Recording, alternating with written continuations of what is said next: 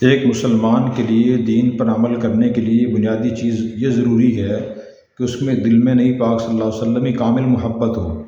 یہ کامل محبت کیسے پیدا ہوگی؟ اس کے لیے آپ کا ذکر ضروری ہے، آپ کا تذکرہ ضروری ہے۔ قرآن کریم میں اسی لیے اللہ تعالیٰ نے آپ کی صفات کا، اعمال کا، اخلاق کا تذکرہ فرمایا، اور اللہ تعالیٰ نے فرمایا وَرَفَعْنَا لَكَ ذِكْرَكَ، ہم نے آپ کے لیے آپ کا ذکر بلند کر دیا۔ اور آپ کا ذکر کلمے کے اندر بھی ہے، اذان کے اندر، التحیات کے اندر، درود شریف کے اندر، قرآن کریم میں، احادیث مبارکہ میں، ہر جگہ آپ کا ذکر ہے۔ تو ایک مسلمان کے لیے ضروری ہے کہ کثرت سے آپ کا تذکرہ کرے۔ عربی میں کہا جاتا ہے من احب شیئا اکثر ذکرہ، جو شخص کسی چیز سے محبت کرتا ہے، کسی انسان سے محبت کرتا ہے تو کثرت سے اس کا تذکرہ کرتا ہے، اس کو یاد کرتا ہے۔ تو آپ کا تذکرہ کرنا چاہیے، آپ کے اخلاق کا، آپ کے اعمال کا، آپ کی احادیث مبارکہ کا، آپ کی صفات کا، اور آپ کی اجتماعی زندگی، انفرادی زندگی، اور یہ تذکرہ احادیث کی شکل میں کرنا چاہیے۔ اور اسی طرح آپ کی جو سیرت مبارکہ ہے اس کا تذکرہ کرنا چاہیے، نثر میں، نظم میں۔ اس تذکرے سے آپ کی محبت دل میں پیدا ہوتی ہے، اور آپ کی جسمانی جو حلیہ تھا اس کا تذکرہ کرنا چاہیے۔ چنانچہ جب سے آپ کی ولادت ہوئی، دنیا میں آپ تشریف لائے، اس وقت سے آج تک مسلسل آپ کا تذکرہ ہو رہا ہے، اور شعراء نے تذکرہ کیا ہے، صحابہ کرام نے آپ کا تذکرہ کیا۔ چنانچہ حضرت حسان بن ثابت رضی اللہ عنہ جو دربار رسالت کے شاعر تھے، انہوں نے تذکرہ کیا اور فرمایا وَأَحْسَنُ مِنْكَ لَمْ تَرَ قَطُّ عَيْنٌ وَأَجْمَلَ مِنْكَ لَمْ تَلِدِ النِّسَاءُ، کہ آپ سے زیادہ حسین اور خوبصورت آج تک کسی آنکھ نے نہیں دیکھا، اور آج آپ سے زیادہ جمیل اور خوبصورت آج تک کسی عورت نے جنا نہیں۔ خُلِقْتَ مُبَرَّأً مِّن كُلِّ عَيْبٍ، آپ کو اللہ تعالیٰ نے تمام عیبوں سے پاک صاف پیدا کیا۔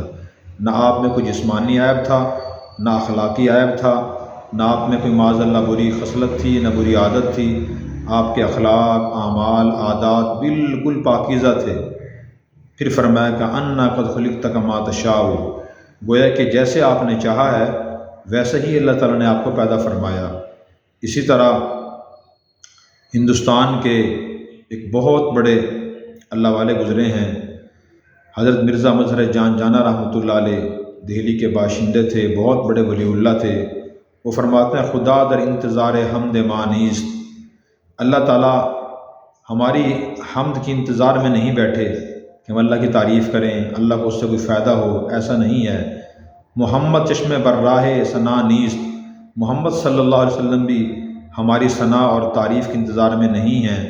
خدا مدح آفرین مصطفیٰ بس، اللہ تعالیٰ کے لیے محمد صلی اللہ علیہ وسلم کی تعریف کافی ہے، اور اللہ تعالیٰ خود حضور صلی اللہ علیہ وسلم کی تعریف فرماتے ہیں محمد حامد حمد خدا بس، اور محمد صلی اللہ علیہ وسلم اللہ کی تعریف اور حمد کرنے کے لیے کافی ہیں۔ اگر ہم اللہ کی حمد بیان کرتے ہیں، یہ نبی کی تعریف اور صفات بیان کرتے ہیں، اس میں خود ہمارا اپنا فائدہ ہے، اور وہ فائدہ یہ ہے کہ اس سے ہمارا ایمان مکمل ہوتا ہے، نبی پاک صلی اللہ علیہ وسلم کے دل میں محبت پیدا ہوتی ہے، عظمت پیدا ہوتی ہے، آپ کا جو واقعی بلند مقام ہے وہ دلوں میں بڑھتا ہے اور وہ ظاہر ہوتا ہے، اور اس کی وجہ سے پھر یہ مقام بلند اور آپ کی عظمت اور آپ کی محبت ایک مسلمان کو عمل پر آمادہ کرتی ہے، آپ کی اتباع اور اطاعت اور پیروی پر آمادہ کرتی ہے۔ اسی لیے کسی اللہ والے نے یہ فرمایا محمد کی محبت دین حق کی شرط اول ہے، اگر اس میں رہے خامی تو ایمان نامکمل ہے۔ تو ایمان مکمل ہونے کے لیے نبی پاک صلی اللہ علیہ وسلم کی محبت ضروری ہے، اور محبت آپ کے تذکرے اور ذکر سے آئے گی۔ شیخ سعدی رحمۃ اللہ علیہ نے بڑے پیارے اشعار ارشاد فرمائے۔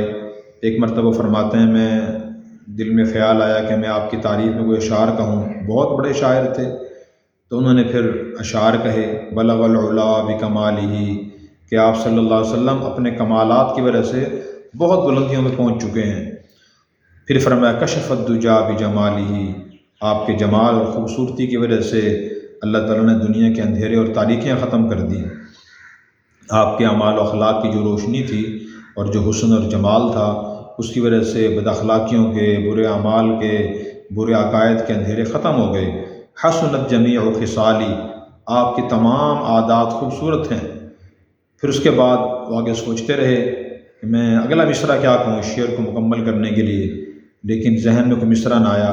رات کو جب سوئے تو نبی پاک صلی اللہ علیہ وسلم کی خواب میں زیارت ہوئی اور آپ نے فرمایا کہ سعدی کیوں پریشان ہو؟ عرض کیا کہ یا رسول اللہ یہ مسئلہ ہے، مصرع ذہن میں نہیں آ رہا۔ تو آپ نے فرمایا تم کیوں نہیں کہتے صلو علیہ وآلہ، کہ نبی پاک صلی اللہ علیہ وسلم پر اور آپ کی آل پر اللہ کی طرف سے رحمت نازل ہوں۔ اس لیے ہمیں چاہیے کثرت سے آپ کا تذکرہ کریں اور اس تذکرے سے آپ کی محبت حاصل کریں، تاکہ محبت ہمارے ایمان کے مکمل ہونے کا ذریعہ بنے اور ہمیں آپ کی اتباع پیروی تک پہنچائے۔ اللہ تعالی ہمیں عمل کی توفیق عطا فرمائے۔